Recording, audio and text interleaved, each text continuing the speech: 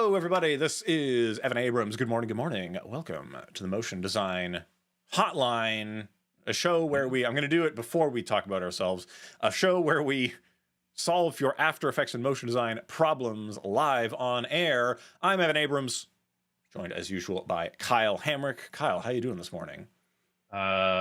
Feeling like it's going to be a very handy day. I don't know. So that one kind of fell flat. Sorry. Yeah. There's only so many hand puns that you can make, and we've already made them each like 4 times in our posts. We handed them all out today, and I was going to say hands on a hotline. Is that something that's a reference to a radio contest that nobody knows what I'm talking about?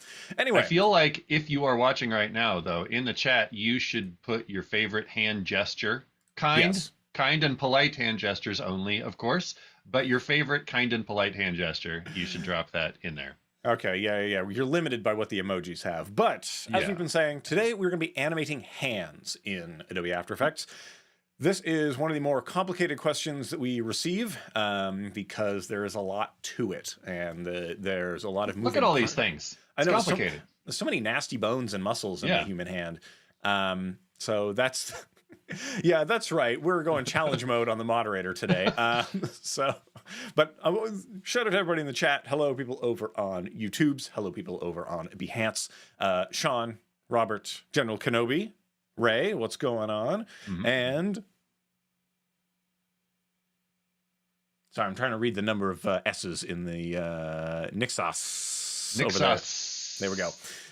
Over there on YouTube. So hello. Let us know who you are, where you're from, what you're doing. And we are doing hands. So in today, we're going to look at 3 sort of things, ways in which you animate hands. They are a little bit particular to what you are doing with the hands.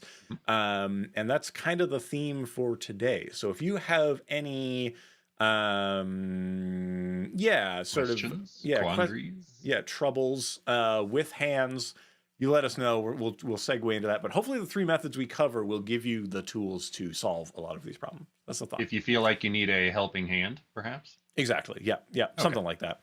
Yeah, I think one thing you'll see through all our examples, these become a good example of building what you need. Because they can get very complicated very quickly, and you may not need all that. And you'll also find when you're building a more complicated rig like this is sometimes where you find weird little rabbit holes, and you're like, oh, that's really hard to make that one line be where I want it. But sometimes those are things you don't discover until you're in it. So I think these end up being a very good overview for a lot of layering strategies as well. Yeah. So let's get into it. Let's start with I'll show you sort of my most basic ones, and then we're going to jump over and we'll see what Kyle's going to be driving at. So just to start you off, we're looking at Evan's screen, and here is arguably a hand manipulating a phone. I want to say this is in the top 10 things clients ask you to do in a explainer video context. So this is probably number 2, with number 1 being one hand holding it and the other one finger doing the same. True. Yeah. Motion. Yeah. 2 slots in the top 10 are taken up with hands on a phone. Yep. So this is really, really simple. There's only a few things about this that actually move.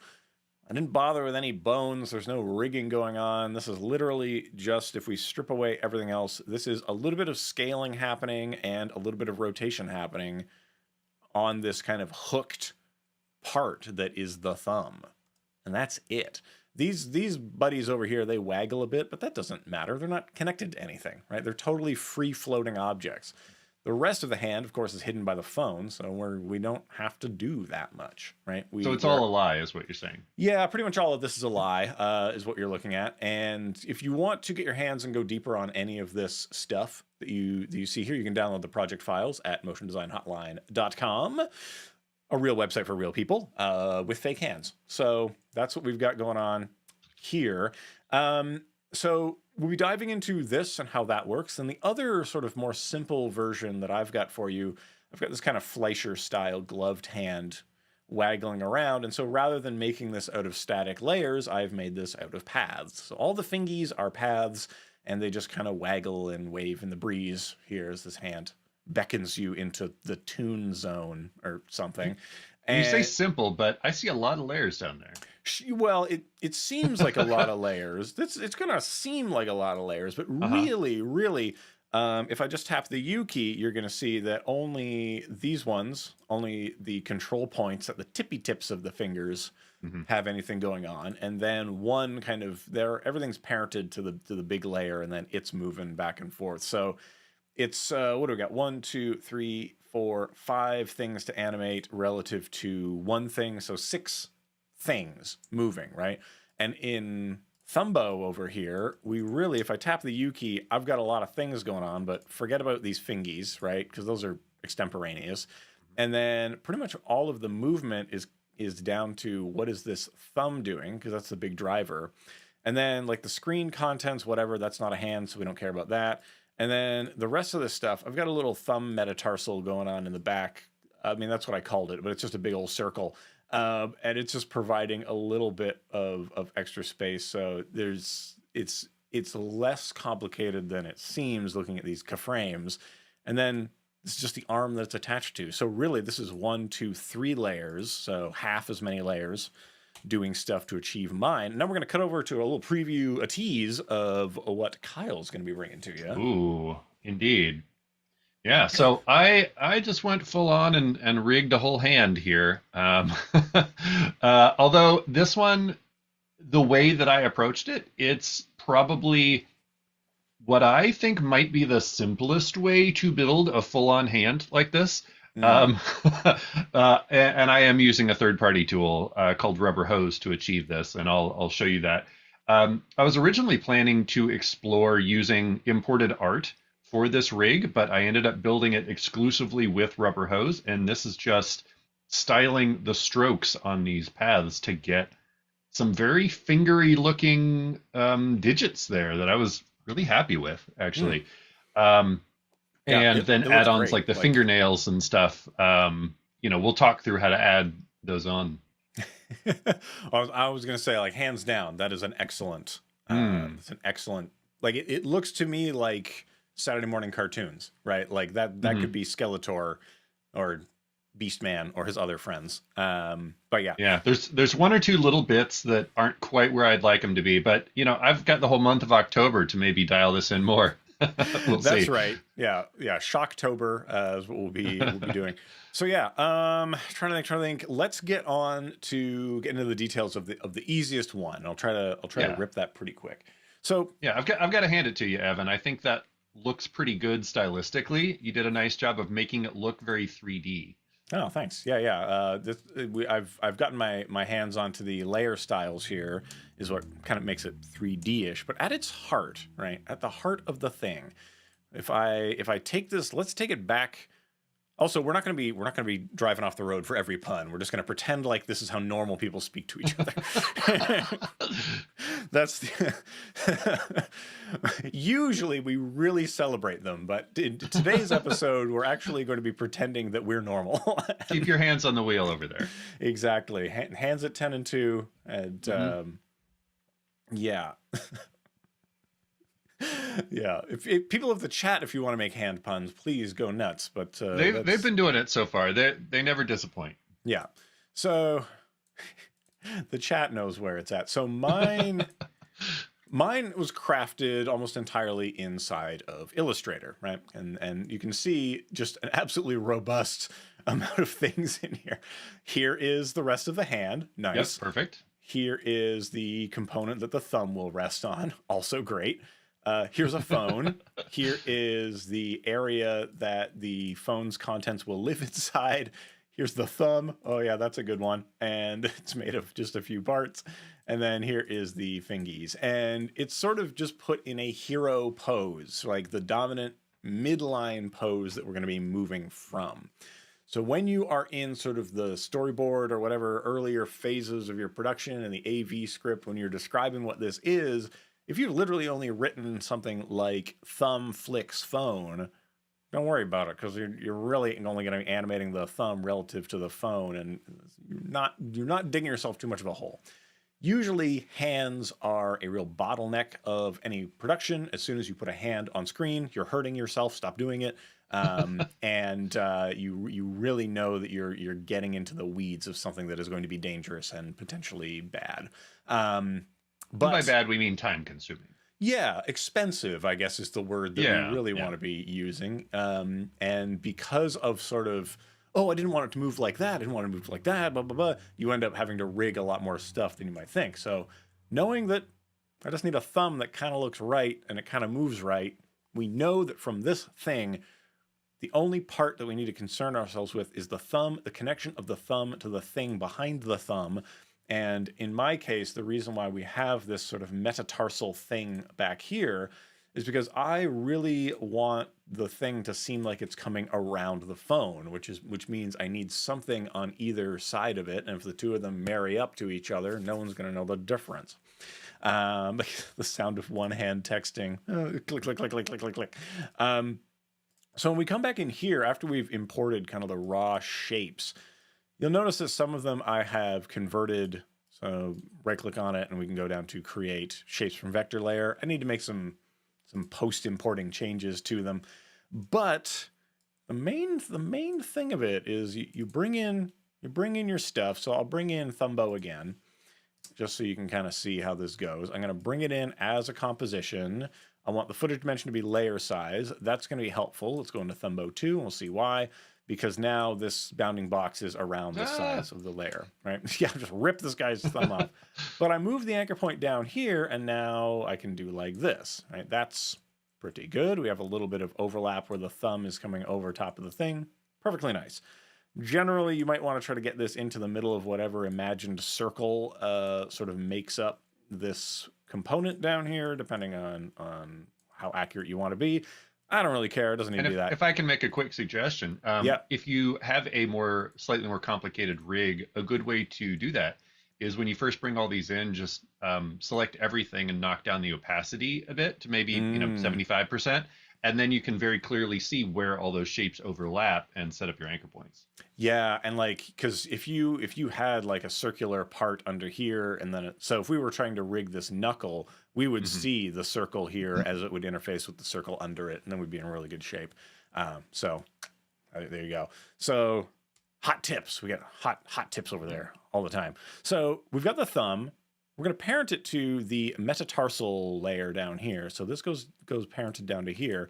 And then the metatarsal layer, I'm going to move its anchor point maybe somewhere around like here so that it can move out and then this can move back in. So we can kind of like move that joint a little bit. So it's just two layers. All right, nothing crazy is going on. And then these are going to be parented to the rest of the hand. Now we get the rest of the hand in there. And so now if I were to take the rest of the hand and then I will bring its anchor point down here to the bottom. So its might rotate this way, and then the other thing might rotate a little bit like this, and then this guy might rotate a little bit like this. Okay, so far so good. Undo, undo, undo. Let's put the phone back in the mix here. Let's make sure the phone is parented to the thumb metatarsal. No, make sure it's parented to the rest of the hand, right? Because now, oh yeah, the phone's coming with me, great. And the phone itself can be operated a little bit like that. Maybe you want to move the pivot point of that because it's going to pivot around there. And then let's go into the screen zone. It needs to be locked to the phone. Anything on the screen should stay on the phone. And then the fingies themselves, you might think, well, let's parent that to the phone, but I don't think so. I think I'm going to parent that to the rest of the hand. So now we did it, as long as, hold on, fingies to rest of hand. Yes, thank you so much.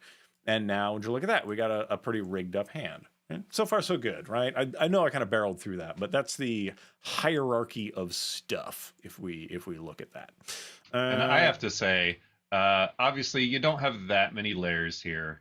But even with this, like, it's a little hard to keep track of stuff when they're all the same color down there. Truth. So particularly when you're doing rigging like this, taking just a few minutes to recolor everything can really help you keep track of which one's which. Yeah, and so I like to sort of make the contact points, the things I'm going to be touching the most, the brightest.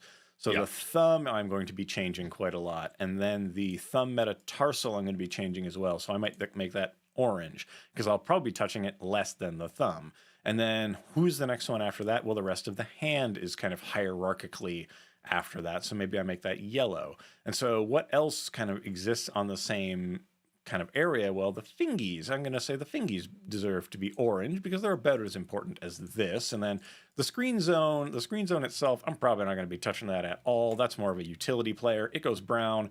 And then the phone itself is probably not going to get animated at all. So maybe it stays lavender, right? So you want to bring up those sorts of ideas and surface them. So now I know, like, thumb, bam. And you might even say, man, I'm not touching a lot of that stuff. We're going to shy them away. Shying away. Lock them. Yeah, various things like that. A lot of times with rigging, you can do some of that work up front and then get them out of your way so that you have room for the things you actually need to touch. Now, when it comes to actually making these things do something, I should talk a little bit about animating that. We are not using any IK. This would be a forward kinematics situation. So pretty much animated entirely with rotation. So depending on what you're doing, you might tend to start with, I must have bumped these things away from each other. Parent like this. There we go. So let's say we're trying to reach something. So we're gonna prime ourselves to go reach, and then let's go ahead and we know we're going to extend. And we're going to come back down to, say, over here. We're going to tap that part of the phone. So we are going to brink, kind of like that. So then you want to come into your curves here. And I like to look at a value graph when I'm dealing with rotation. I find it very, very helpful to... Valuable? Yeah, I find it valuable to use value. And in a value graph, I'm sure you've all heard us speak on this quite a bit, that a more vertical line in the value graph means fast, a more horizontal line means slow or paused. So as things become flat, they are slowing, and as things become vertical, they are speeding up. So we're getting, I'm coming out to poke over here, right? Poke, poke, poke. And what I might want to do as we are poking is maybe I'll bring up the scale. And I'll have a little scale party with this. And then I'm going to just... little stretch there. Just a little stretch. Doesn't have to be super good. Or really, if it's like, well, Evan, that's supposed to mean and we're getting closer to the camera, right? Maybe that's what's happening. So if you're thinking like, oh, well, this is the thumb rearing back or coming off the screen, well, maybe it would come up like that. Boop, like this. It's not particularly sophisticated, and it doesn't really have to be because it'll run by pretty quickly. But I want to make sure that we have time to get into Kyle's excellent thing, so I'm going to go back to Thumbo original because I want to show, in particular, the relationship between some of these things. So this is the thumb, and it's parented to the thumb metatarsal. So let's only look at those. And if you look at them, the keyframes are similar but offset from each other. Now, why would they be like that? So the metatarsal begins its movement, and then the thumb begins its movement. And then the thumb begins its movement, and the metatarsal catches up to it. So this offsetting, and especially here, you can really feel the offsetting of these two, like that. It provides this kind of whip action that is really useful as the things further away from the axis or further away from the origin are going to be a little bit whippy, a little bit noodly out there in the world. So this is a really quick way. Start with them on top of each other as keyframes, and then just offset the ones that are further away and then make them last just a little bit longer. And you'll be in good shape. And that's probably my basic advice for doing something like this. It doesn't take as much time as you might think. One other thing to talk about with these is if we look at the value graph, you'll notice that I have a lot of waggling, right? A lot of heartbeats down here. Up, down, up, down, up, down, up, down, up, down, up, down, up, down, up, down. So this is causing that kind of playful, fun sort of deal, that this is the sort of curve you want to be thinking about, is like, like that, like up, big movement, and then we're back into the settling, right? Up, big movement, settle, up, big movement, settle. So anyway, that's the kind of cartoonish curve. Kyle, speaking of cartoons, we want to go over and see what your hands are up to. So let's jump over to Kyle's screen and we'll get into that. I have to call out, like, there's a lot of good hand and finger puns happening in the chat as per usual, but I Yep. do have to call out Clever Devlin, the always always on point with the puns. It's obvious when thumb things gone wrong. I'll give you a little hand for that one. Yeah, I'm gonna swallow my tea so that doesn't go all over the Yep. camera. Yeah, nailed it. All right. So Evan was talking about FK and IK, and just in case you aren't familiar, I wanted to show a real quick example. So I just drew these three crappy shapes here. This black one is going to be the base of our little finger rig here. And then we have this middle one and this one at the end. And you can see I've moved the anchor points so that they overlap, right? Normally these would be roundy. I left them square because that's what happened. So you parent number 3 to number 2 and number 2 to number 1, right? And then if you're doing what's called an FK rig, forward kinematics, that means you are animating where you animate the base one and then the next one and then the next one. And so every move may have like keyframes on all three of these, and it gives you a lot of control, and you can be extremely precise. But as you can see, that can be a lot of work, and especially when you're trying to make something organic, you don't want all of the keyframes on one thing to align, maybe. So you might want to make all those moves and then offset all of them a little bit. So there are a lot of third-party tools, like what I'm about to show you, that make what are called IK or inverse kinematic rigs, where you create something similar to that, but you just have sort of a start and end point, and you move the end point, and then everything goes along for the ride. So I am going to show you that. This is the hand rig I'll eventually be getting to, but I'll kind of start with a simple version of that, and then I think we're going to go back to Evan's example before we come back and get into this monstrosity. Right. So all these layers. There's too many layers in there. It's a lot of layers. Again, though, most of those are controllers. So once you set it up, you could largely lock a lot of these and not, not have to mess with them. Pretty much all your art layers are no longer touchable because touching them would do nothing. So there are a variety of tools that you can use to do stuff like this. There's Duick, there's Limber that we also featured on a recent character animation example. And then I am using Rubber Hose 3. And I specifically picked that because I know that it enables for multiple joints per segment. But I am just going to click this button right here called New Rubber Hose, and it's going to make a thing for me. I'll just call it Finger because I'm just making a simple thing right now. We'll come back and do this. And so it has made for me one thing, and it has a start and an end. So this is the start right here because it's assuming that I'm making a leg. So this would be like your hip, right? But I can bring this down here and I can make the end be the top if I'm doing fingers reaching upwards, right? And so if you look down at my timeline, you can see end is what is selected. And this just made me a little IK rig where I can just move the start and end and it bends the thing for me, okay?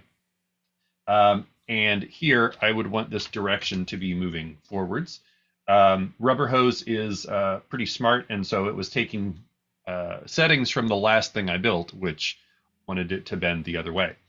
And like I said, I'll get more into this in a minute, but the reason I chose this particular tool is because it's got this handy little button right here that says Add Bend. And if I click that, boop, it gives me another bend. And so now I can say like where those bends happen. A finger isn't really perfect thirds, so let's maybe just shuffle that a little bit here. And okay, it's still like, you got some issues with even width and stuff like that, but it's starting to look, pretty fingery right there, right? And you could change the overall length and things like that and style this, which is what I'm going to get into in a minute. But I thought a good quick example of FK versus IK was maybe a handy thing to spell out before we went any further. Does that feel like a good thing to pitch it back to you? Yeah, good. Okay. So now people get the vibe, right? People are getting their hands on this thing. We're going to come back to my path fingers over here. So this is a bit of a Fleischer style looking hand. What is it constructed out of? And how does it work? So Never mind the arm. We don't care about that. Let's really dial into bloop, bloop, the stuff here. Let's not have this. We don't need that. Actually, you know what? Let's put that back. So we've got a lot of layers. And what is truly happening here is we have a palm that is kind of moving around. And then all the fingers are parented to that. But this is the actual controller of the fingers. This is how it works, that we are using the create nulls from paths. There it is. Situation as my head deflates. So this is what we get right here. So this allows us to make points that will follow nulls, and therefore I can control this with that. So let me just show you how you make a little bit of that from scratch. So let's say we get a little composition here. I'm going to make a circle, and the circle will serve as sort of the palm for this thing, and that will be nice and good. And I want to put a finger coming off of this. So let's go ahead and just click and move forward and click. Great. And we'll just go ahead and give that a bit of a bigger stroke. Something like this, maybe like that. Oh no, Evan, I don't see an outline. I just see one kind of deal. So let's start by getting rid of the fill. That's not going to help us. And then we want to come into here and we're just going to duplicate this stroke, and we're going to make sure that we got a bigger one and a smaller one, and one of them is white, the other one is not, and there we go. Nailed it. The strokes themselves, we would probably want to make them rounded caps. So we'll just go ahead and round off them caps. Bloink, bloink. There we go. We're halfway there. We're really nailing it. So if this goes behind, we're going to be in good shape. Now, the path here is the thing that we want to control. Now, if I just start waggling this around, I think this person has pretty arthritic fingers, not going to lie. No joints. Yeah, not really helping us out. I want kind of a bendy noodle, right? So in order to do that, really all I need to do is give a tangent. So things are going to get a little bit destructive here, but if I pull a tangent out from the top, and maybe I go about halfway like there, if I were to simply move the location of this point, you notice that there is an amount of resistance to that from its tangent. So when I select this path and I say points follow nulls, click, click, now we've got two of these. And if I move this around, now you can see that we've got this lovely noodle going on, right? Okay, sick noodle, Evan. Loving it. Let's name these. Name this fingy, and let's name this one palm. And so, okay, so if we want the palm to move around and the fingies to be attached to the palm, well, let's go ahead and take this one and parent that to the palm. What happens now? Oh, okay, that's stretching and ripping the fingers apart. That's great. So let's make sure that we parent the other part to the palm. Okay, how's that going? Great. What if I rotate the, wow, what the heck? That's kind of weird. So what's happening here is that the control points are moving, but the tangent is not moving. Therefore, one more parent fingy go to palm, and now we are talking.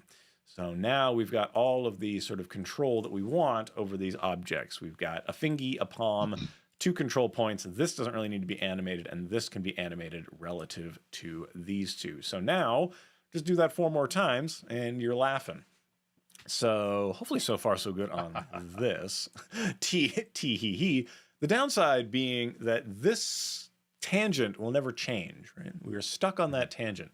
So if really all we need to do is some pretty simple stuff with this, then we might be all right. So if we're only doing things like waving or waggling or anemomeing out here, maybe we're in fine shape. Or maybe we need to go a little bit further. But in sort of the setup like we have to talk about here with this is, well, I want some overlap between the various components, but I don't want to always see the thing. So let's go back to the fingies. And how do we end up with this kind of waggling of the stuff where these overlap sometimes, but not all the time? And we certainly don't see the overlaps down there. Well, we don't really need to see all of these. So we'll just go ahead and make them not part of our world anymore. So we'll just go ahead and neglect those with the shy button. And pinky ring middle pointer, these fellas here, we'll just go ahead and make those pink so we know what they are. And let's start drilling down, and you'll see the magic kind of happen on here. So at the very tippy top, we've got hand fill, and it has no stroke around it. Curious.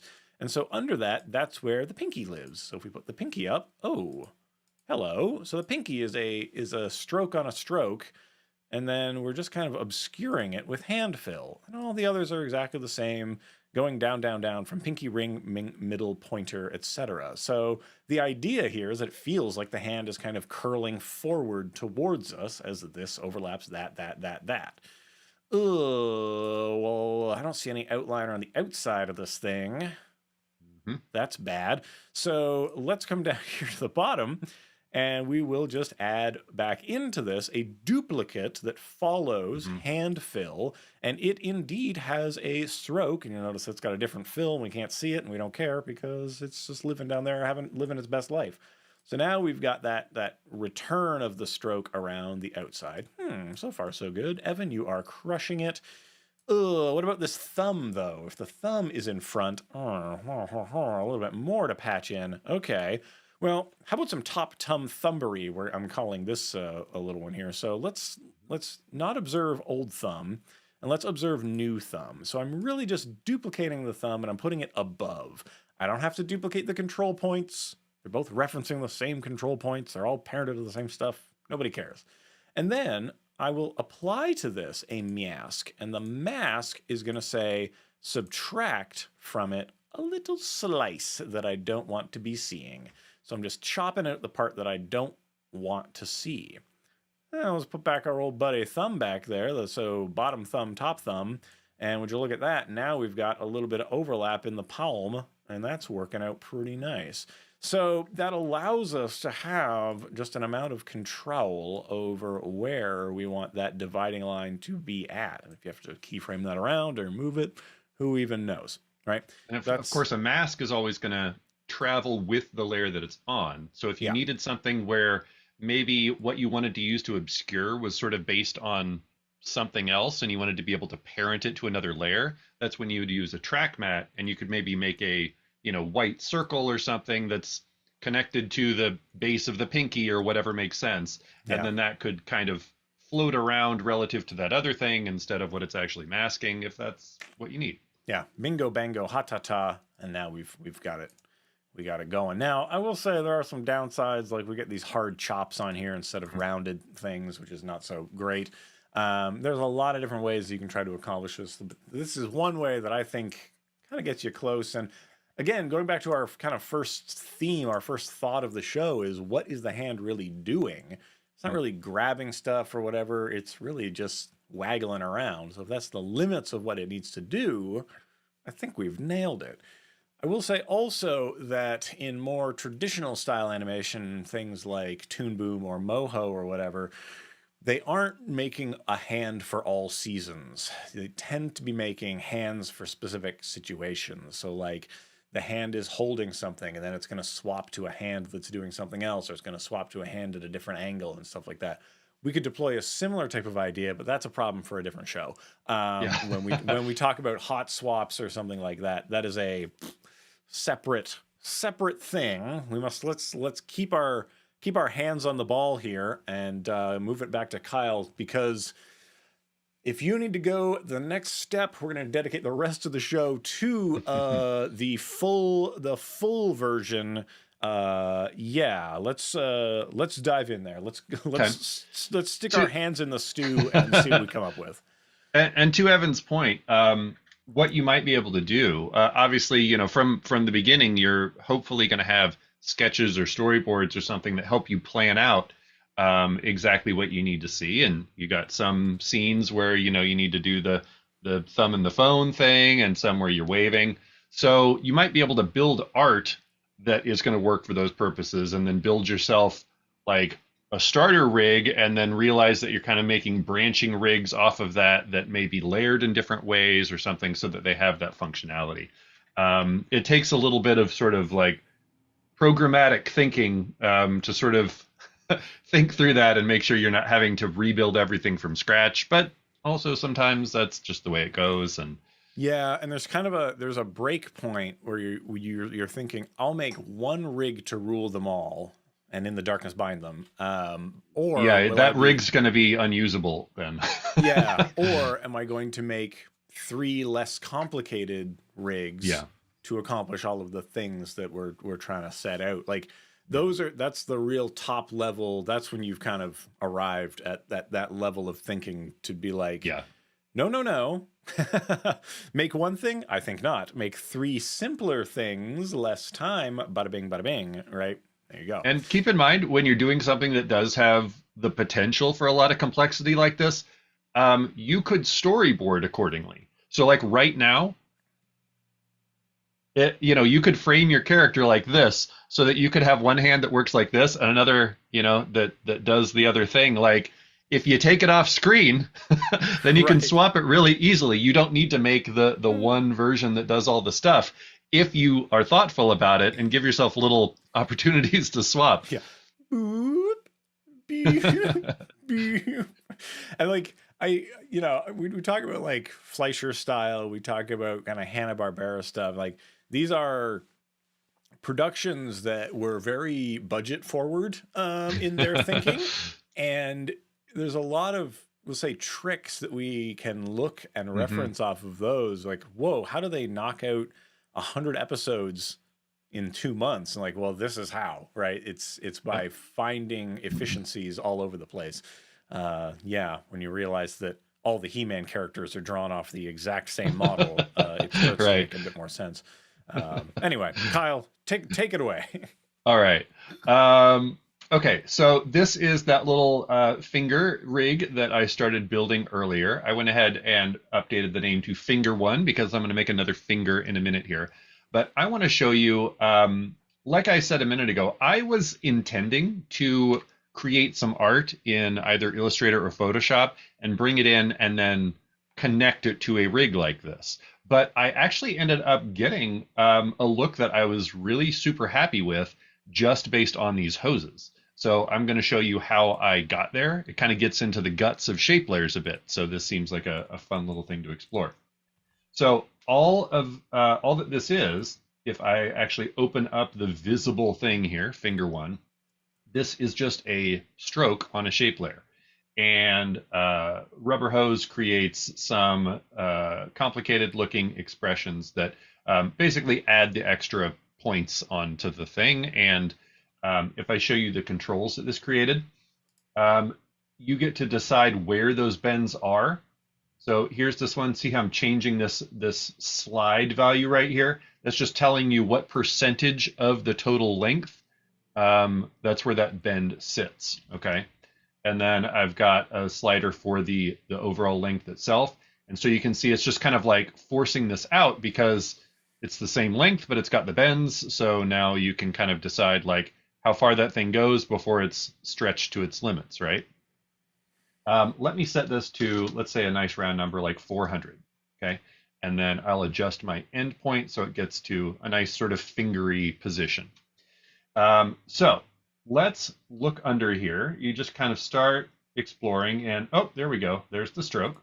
So let's turn this up to maybe about 90, which is going to be a lot more kind of fat and bulbous than you think you want. But remember, we have tapering right here in our shape layer strokes. So let's twirl that open. And we could taper from either the start or the end. Of course, the start is kind of where it connects to the hand here. So I want to taper from the end.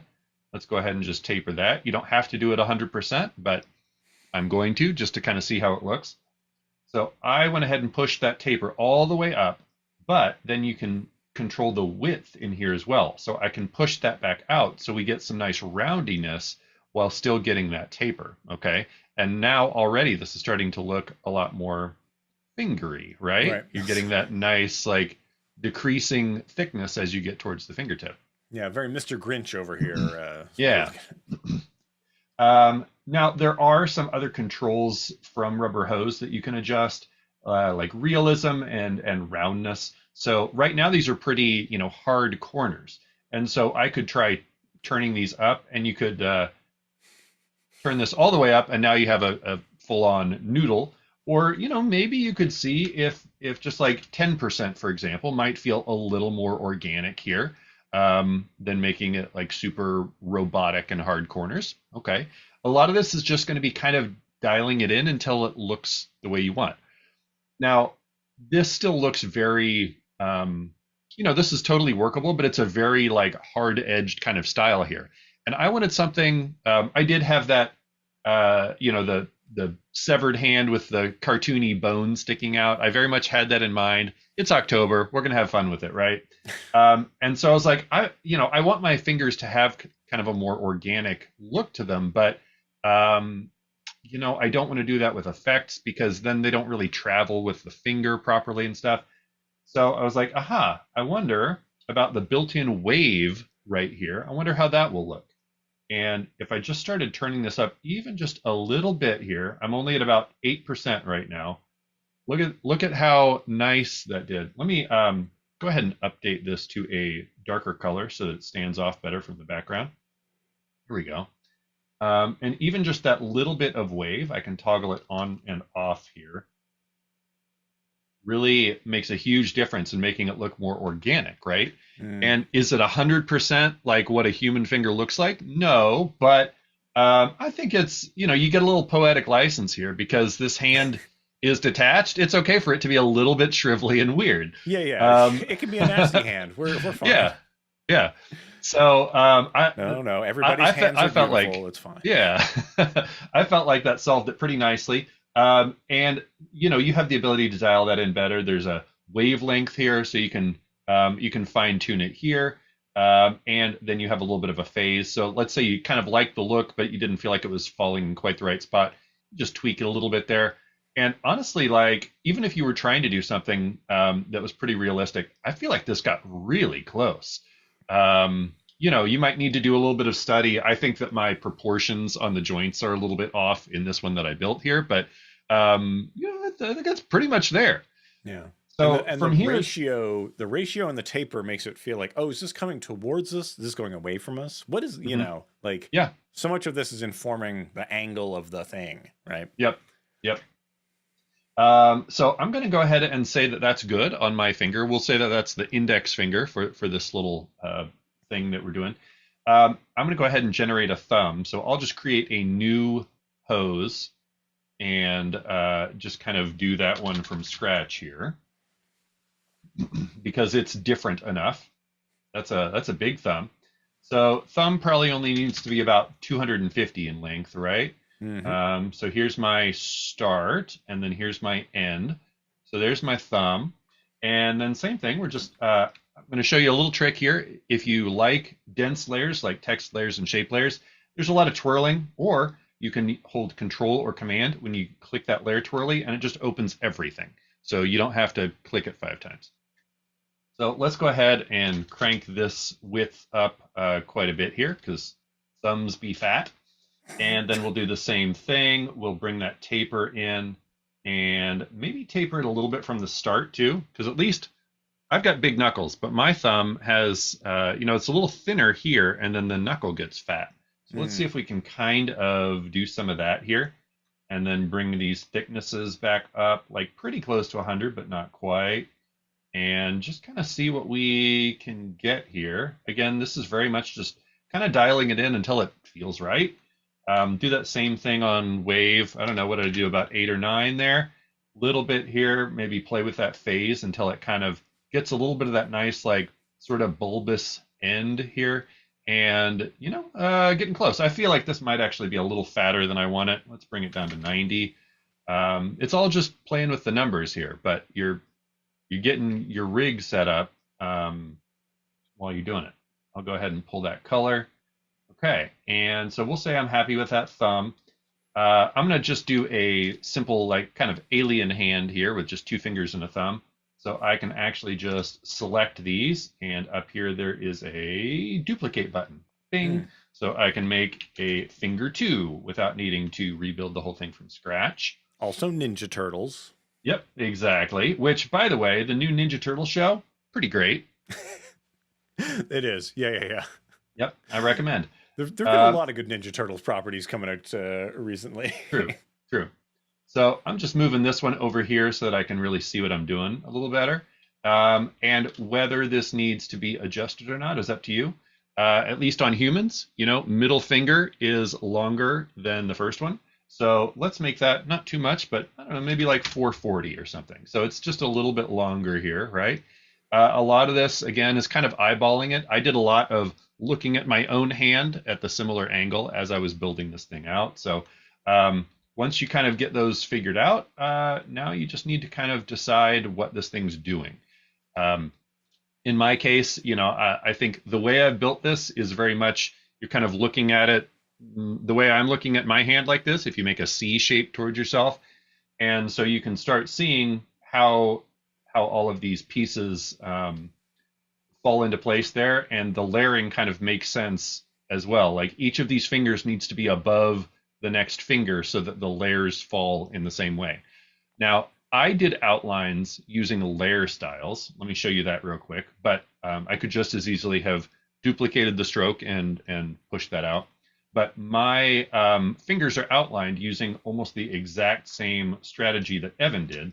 If I turn off all the hand meat here, you can kind of start seeing the skeletal structure of the hand.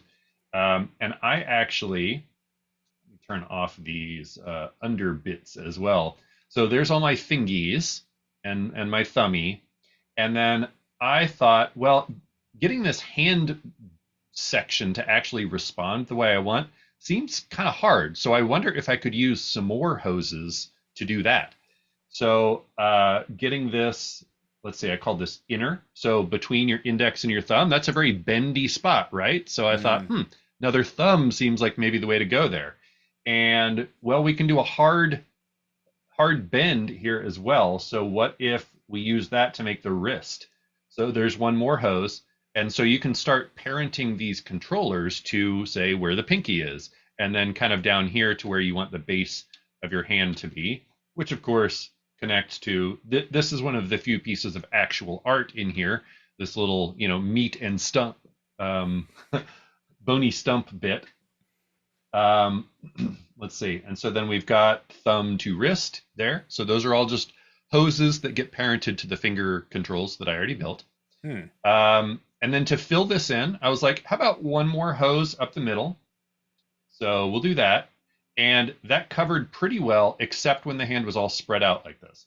I did not end up like animating this super in depth so much as creating a bunch of poses for it. This is kind of, trying out the rig, right? I guess this is the non-animated comp here. But so I was going to have some gaps here. So I thought, what's the best way to do that? These hoses do get kind of heavy processor-wise. So instead, I just made a simple triangle from a shape layer, used that same path to nulls script, which gave me a couple little points right here, which can then just be parented to those same controllers that I already have, right?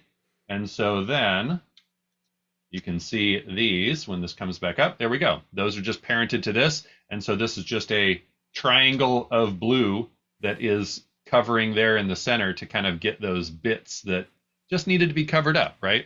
Yeah. And it's, so if you spend a lot of time looking at your own human hands, this idea of like the bones and then the stuff that connects the bones, like that, the part between these two knuckles is a fleshy. It goes all the way down here. It's crazy. Yeah, like the parts connect to other parts and pull on each other. So if you are thinking about like, oh, I'm gonna make bones, and then if I put shapes that connect the bones, yes, okay, and now if I soften the connection between the shapes above it, they're like that's really how it go. Like you could get even crazier and say like, I know my fingies start at the wrist. So we're going to do the metatarsal up to the knuckle, up to this thing, right? That like, okay, then that is going to give us the squish in the palm to kind of manipulate that. You can get crazy deep with a lot of this stuff as you go absolutely nuts. But I think smartly, I don't know, if you call up in some of those expressions, you'll see like it can start to get machine intensive as it evaluates. It can. Yeah, real. This is the animated composition right here, and it's pretty heavy. Even if you kind of, let's knock this down to quarter here. So there's 1, 2, 3, 4, 5, 6, 7, 8, 9 hoses in here, and obviously a lot of them have multiple bends. So this is at quarter res, and you can see this is the kind of performance I'm getting while I'm live streaming as well, of course. But I've got other things connected. Let me show you real quick how I'm doing these fingernails and stuff, because that's when you want to start getting some of these other bits. And I've got some little creases in here as well. So let me show you how those are happening. And again, this is just part of this tool, allows you to do this kind of rigging. I'm just going to make a pretty quick little fingernail here. I know we're getting a little short on time. So I'm just going to draw a shape here, and I obviously don't want that stroke, so let's turn that off. Let's turn a fill back on and make this like a nice light blue here. So remember, when you draw shape layers, sometimes that anchor point ends up in a weird spot. And by weird, I mean the center of the comp, because that's how it works. You can change that in preferences, but you can always center that up if you want. I like the Control-Alt-Home or Command-Option-Home, which will just center that anchor point on your layer, if you so desire. And I'm just going to move this over here to the finger. And because I know what's going to happen here, I'm actually going to move this to about where I think it's going to connect it, okay, which is to that controller. Now, let's call this nail. And there's another button here in the rubber hose panel called Parent to Hose.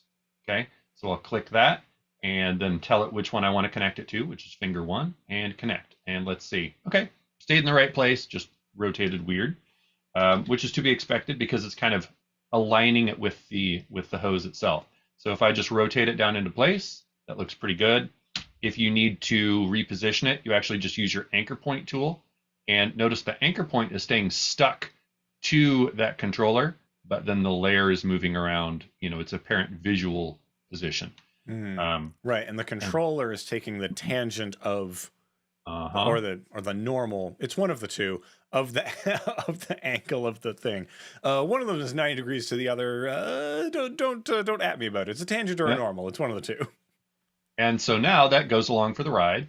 And crucially, if you want to add other details like the little creases when fingers bend, like this. Let's get that down so it's nice and bendy. There you go. There you go. See how I added some little creases here? So those are added using the exact same thing. But real quick here, let me just jump into this one. So when it bends, those creases are there. And when it is straight, the creases aren't. I don't know if I have time to get into the expressions, but you can, of course, download these project files in about 15 minutes here. All of our project files are available after the show. So these creases are using our old friend, the linear expression, somewhere in here. Oh, not this one, this one. This is just a line, so we're using trim paths. And then I am actually pulling the distance between the start and end points of the finger, and then using linear to map 0 to 100 on trim paths to whatever this distance is versus whatever this distance is. And that sets your range so that you can trim the line on and off as the finger extends. Bravo. And with that, I gotta give you a hand. That's an excellent little expression, which also brings us into the end of the show. We get like 2 minutes to say goodbye here. So, as we say, if you have similar problems, any problems in After Effects, you bring them to us, the Motion Design Hotline. We try to help you out. We do shows like this where we talk ad nauseum about the various techniques. Yeah. You think you're going to get one way to do the thing. We're going to come at you with a lot of ways. So that's a lot of ways, and usually a lot of other bonus things that you go, aha, that's how that thing works. Exactly. We're trying to keep the knowledge alive out here in the oral tradition of After Effects. Anyway, if you want more of this in your life, we are here every Wednesday, same time, so 9 o'clock Pacific, 12 Eastern, as time zones stand right now. I am Evan Abrams. You can find me on the internet at EC Abrams. He is Kyle Hamrick. Find him at Kylosaurus Rex. You can find our show archive and a lot of great things such as merch. If you want to support the show, you can, of course, buy a hat, a beautiful teal hat or a pleasant pink hat. And what else we got going on? If you got problems, use the form to send them to us, but you can DM us wherever we are at. I don't know. Anything else people should know about? Things coming up? That feels like all of it. If you'll be at Adobe Max, I will too. That's just a few weeks away, so come say hi. Yeah.